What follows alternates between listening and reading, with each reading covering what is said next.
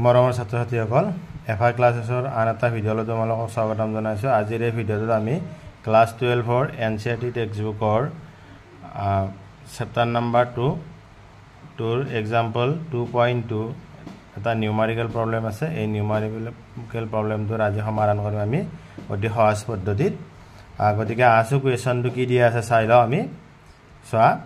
15 centimetre দূৰত্বৰ ব্যৱধানত 3 × 10⁻⁻8 আৰু -2 × 10⁻⁻8 কুলম দুটা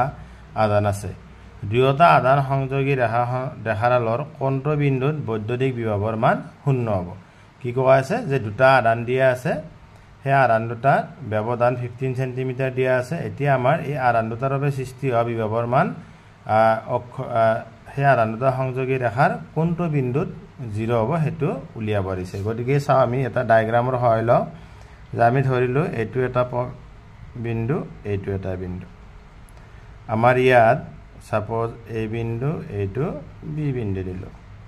আমি ইয়াৰ আধানৰ মানটো 3 × 10⁻⁻8 কুলম, এইটো আমি Q1 বুলি ধৰিলোঁ। আৰু ইয়াৰ আধানৰ মান Q2 = 2 × মাইনাছ আছে -2 × 10⁻⁻8 কুলম। এই আধান দুটাৰ মাজৰ দূৰত্বটো কিমান দিয়া আছে আমাক 15 সেন্টিমিটাৰ হৈছে। এতিয়া আমাক সুধিছে এই সংযোগী আধান দুটা সংযোগী ৰেখাডালৰ ক'ত আমাৰ বিভৱৰ মানটো 0 হ'ব। প্ৰথম কথা হ'ল যে আমি ধৰি ল'লোঁ যে এই বিন্দুৰ পৰাই x দূৰত্বত এই সংযোগী ৰেখাডালৰ ওপৰত থকা পি বিন্দুটোত আমাৰ বিভৱৰ মান 0। গতিকে আমাৰ এৰ পৰাই পি লৈ দূৰত্বটো কিমান ধৰি লৈছোঁ x। এতিয়া আমাৰ পিৰ পৰাই বি লৈ দূৰত্ব কিমান হ'ব এইটো ক'ব পাৰিবানে? ইজি, কাৰণ এৰ পৰাই বি লৈ আমাৰ 15 সেন্টিমিটাৰ আছে। গতিকে আমাৰ যদি এৰ পৰাই পি লৈ x হয় তেনেহ'লে পিৰ পৰাই বি লৈ কিমান হ'ব 15 - x হৈছে। গতিকে এইখিনি আমি কেলকুলেশ্যন কৰি লওঁ। প্ৰথমতে সলিউশ্যন, ইয়াত Q1 = 3 × 10⁻⁻8 কুলম, Q2 = -2 × 10⁻⁻8 কুলম হৈছে। এতিয়া আমি ইয়াত লিখিম ধৰা হ'ল এ বিন্দুৰ পৰাই x সেন্টিমিটাৰতে দিলোঁ এককটো, ইয়াত একো প্ৰব্লেম নহয় সেন্টিমিটাৰ দিলে। 1 সেন্টিমিটাৰ দূৰত্বত থকা পি বিন্দুত বিভৱৰ মান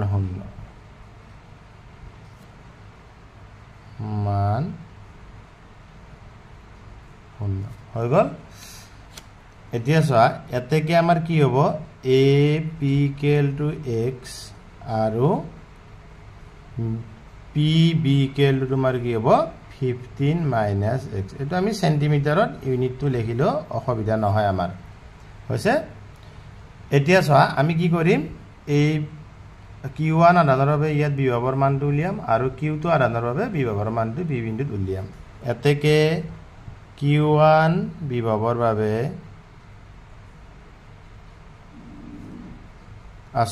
Q1 আধানৰ বাবে পি বিন্দুত বিভৱ V1 = আমাৰ ফৰ্মুলা কি আছিলে 1/4πε0 Q / R। গতিকে আমাৰ ইয়াৰ আধানটো Q1 ধৰিছোঁ, গতিকে Q1, গতিকে এইটো আমাৰ কি হ'ব 1/4πε0। Qৰ মানটো আছে 3 × 10⁻⁻8 আৰু আৰৰ ভেলুটো আমাৰ R মানে দূৰত্ব ক'ৰ পৰা এৰ পৰা পি লৈ, গতিকে এ পিখিনি আমাৰ কিমান আছে x হৈছে। এইটো আমি ইয়াত যদি R নিলিখোঁ আমি এ পিও লিখি দিব পাৰোঁ, এ পি একো নহয় হৈছে। এতিয়া আমি Q2 আধানৰ বাবে পি বিন্দুত বিভৱ V2 = সেম প্ৰচেছত আমাৰ কি হ'ব 1/4πε0। কিউৰ ভ্যালুটো কিমান আমাৰ চোৱা -2 * 10 to the power -8 গতিকে আমি -2 * 10 to the power -8 লিখিলো আৰু দূৰত্বটো কি pb এখিনি কিমান দূৰত্বটো 15 - x গতিকে আমি ইয়াত 15 - x লিখিলো হৈছে এদিতে উলিয়াই ললো এটো সূত্ৰটো চোৱা আমি ইয়াৰ আগৰ ভিডিঅ'ত ধুনিয়াকৈ বিন্দু সমাধানৰ বাবে সৃষ্টি হোৱা বিভৱৰ মান প্ৰকাশ ৰাখি উলিয়াইছো যিসকলে এটো বুজি পোৱা নাই আগৰ ভিডিঅ'টো চাই লবা এখিনি ক্লিয়াৰ হৈ যাব এতিয়া চোৱা আমাৰ p পইণ্টত বিভৱৰ মান 0 হ'ব বুলি কৈছে তেনেহলে আমাৰ a বিন্দুৰ বাবে আৰু q1 আধান আৰু q2 আধানৰ বাবে p বিন্দুত বিভৱৰ মানটো কি হ'ব 0 হ'ব মুঠ হাত যোগ কৰি দিলে গতিকে আমি এতিয়া কি লিখিম ইয়াত প্ৰশ্নমতে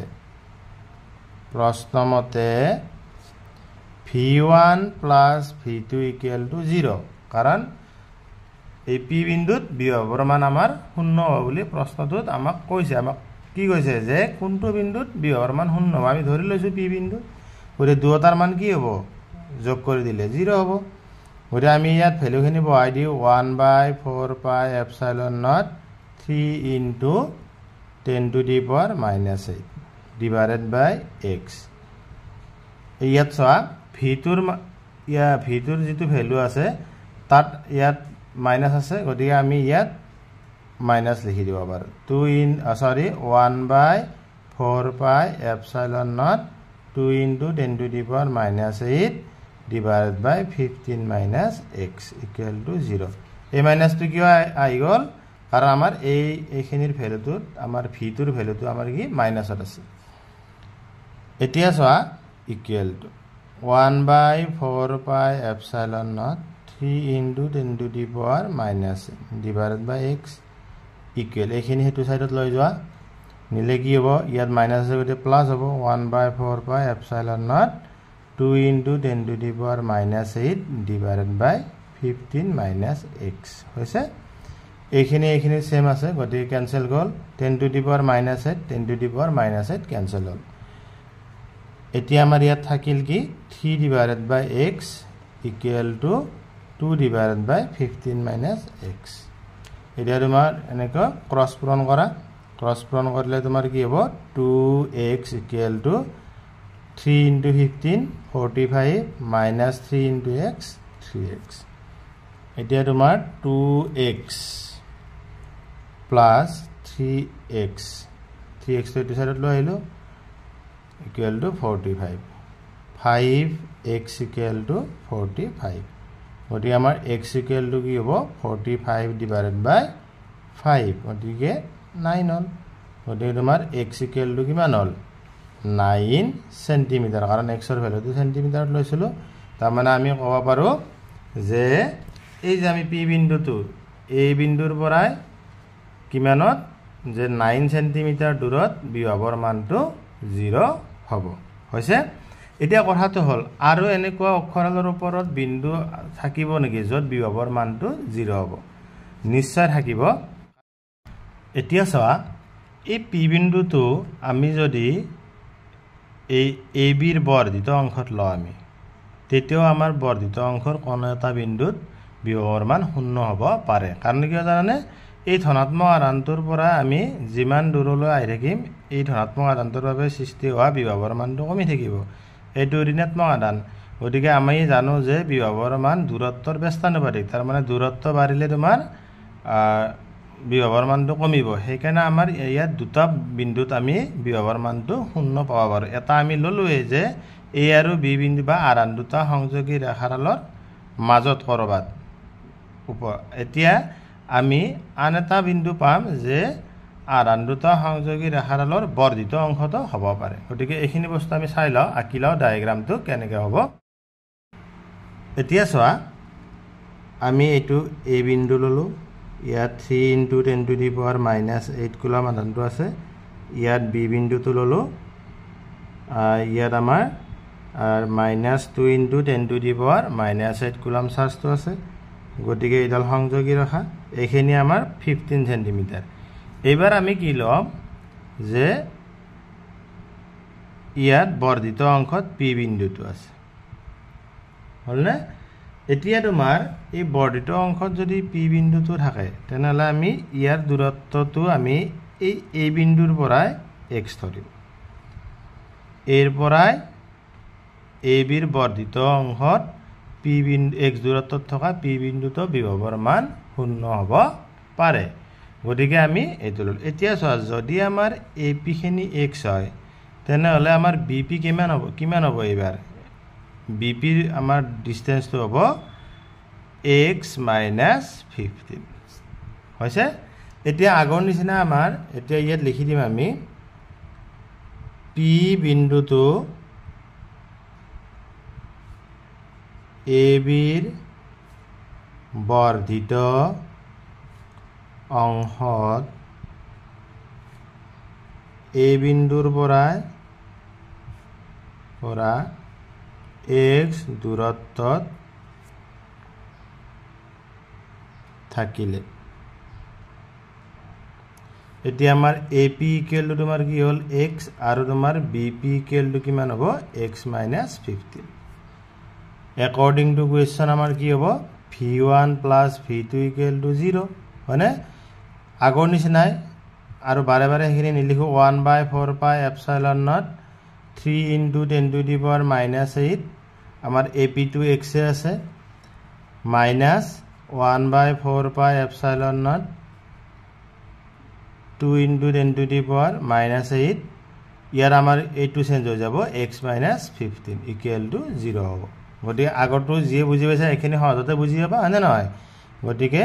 আমাৰ ইয়াত 1/4 pi epsilon not 3 * 10⁻⁻8 divided by x equal to 1/4 pi epsilon not 2 * 10⁻⁻8 x - 15 এইটো ক্যান্সেল গল এখিনি ক্যান্সেল গল আমি কি লিখিব পাৰো 3/x = 2 divided by x - 15 গতিকে আমাৰ ক্ৰস পূৰণ কৰা 2x = 3x - 45 ওরে তোমার 2x - 3x = 45 হল এখিনি ইজি ক্যালকুলেশন ওরে তোমার -x = 45 হ'ব সরি ইয়াত মাইনাস আছে -x = -40 মাইনাস ক্যান্সেল গল ওরে x = 45 cm তার মানে এতিয়া আমি গম পালো যে আমাৰ যেটো বিন্দুত দুটা বিন্দুত বিভৱৰ মান 0 হ'ব পাৰে এটা হৈছে a বিন্দুৰ পৰাই 9 cm দূৰত p বিন্দুটো থাকিলে আৰ নাইবা a বিন্দুৰ পৰা আমি যদি 45 cm দূৰত বিন্দুটো লওঁ অৰ্থাৎ a বিন্দুত আমাৰ কোনটো আধান আছিল ধনাত্মক আধান 3 * 10⁻⁻8 কুলম গতিকে আমি ইয়াত এনসাৰটো হেনেকুৱাকৈ লিখিম এনসাৰ এনেকৈ লিখিব লাগিব এনসাৰ ধনাত্মক আধানটোৰ পৰাই